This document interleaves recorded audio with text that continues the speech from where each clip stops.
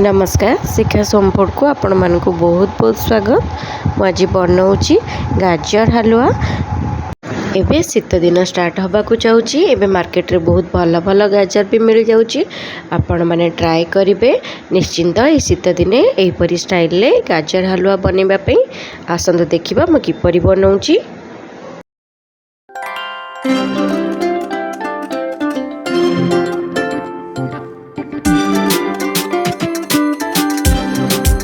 मुझे गाजर को भले धोईकी ग्रेट कर नहीं। एबे गोटे प्रेशर कुकर रे अल्प किछि तेल दउछि। तेल दे सारा पर ये देखो मु गाजर को पकईकी ताको हल्का हल्का भाजी नौछि। गाजर जो कंचा स्मेलटा थिबो सेटा जिबापाई एबे इथिरे स्वाद अनुसार लुण पकई दउछि। लुण पकई सारा पर ताको हल्का एमती गोळई नबा। देखंतु एटी गोळई सारा पर मुझे बेसी सुजी दौनी। 2 चम्मच सुजी आधे ऐड करुछि। एठी 2 ରୁ 3 गुजराती की गुंड करके रखी ताकू दे दूची। एबे एठी मु क्षीर दउची। एठी मु 1 केजी गाजर नेची से 1 लीटर क्षीर देबी। क्षीर दे सारा पर एठी अमूल पाउडर दउची। आपण चाहिले अमूल पाउडर देबे नले नाही स्किप कर देबे। देखंतु अमूल पाउडर दे सारा पर तादरे अल्प पानी देकी ताकू गोळेई नेबी भलरे। एठी मु प्रेशर कुकर रे करूची। आपण माने चाहिले नॉर्मल कड़ाई रे भी करि परिबे। देखंतु ताको हल्का हल्का एबे गोळेई नउची।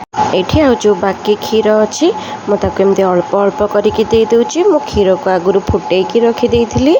देखंतु एठी क्षीर देकी ताको भलरे एबे आउ थरे गोळेई नबा।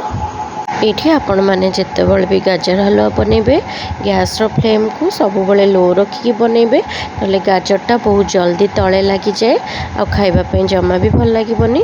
एठी देखंतु मु किछि समय पई फुटिबा को छाडी देबी।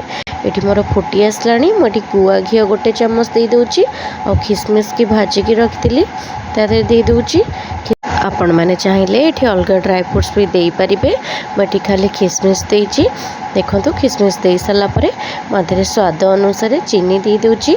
आपण मानक जेतिकी मिठा पसंद आपण से हिसाब रे चीनी देबे। देखंतु चीनी दे सारा पर मटी हल्का गोळे नेकी प्रेशर कुकर को बंद करि नेबी। आ एठी 1 सीटी आसला पर्यंत मु प्रेशर कुकर को छाडी देइथिली। एठी देखंतु मोर 1 सीटी दे देलानी। मु एबे प्रेशर कुकर को खोली नउची। ये देखंतु आमर पूरा रेडी हो गला गाजर हलवा। मैं किसी ड्राई फ्रूट्स को काटिकी रखी ता ऊपर दे दूची। देखंतु मैं प्लेट को काढ़ुची।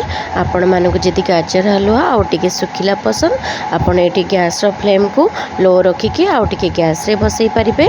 मते किंतु एई भली भल लागे म सेते गोटे बाउल को काढी नेली। एबे आउ अल्प किछि ड्राई फ्रूट्स ता ऊपर पकई दोची। ये देखंतु आमर रेडी हो गला शीत दिन स्पेशल गाजर हलवा। आपण माने निश्चिंत यहीपरि भाव में थरे घरे बनातु। यार टेस्ट किपर लगे कमेंट रे जनइबे। जदि मो वीडियोटी पसंद आसे तेबे मो चैनल को लाइक करिवे, शेयर करिवे, सब्सक्राइब करिवे। और जदि फेसबुक पेज देखुचंदी मो पेज को फॉलो करने को जमा भी भूलिबेनी। Thank you.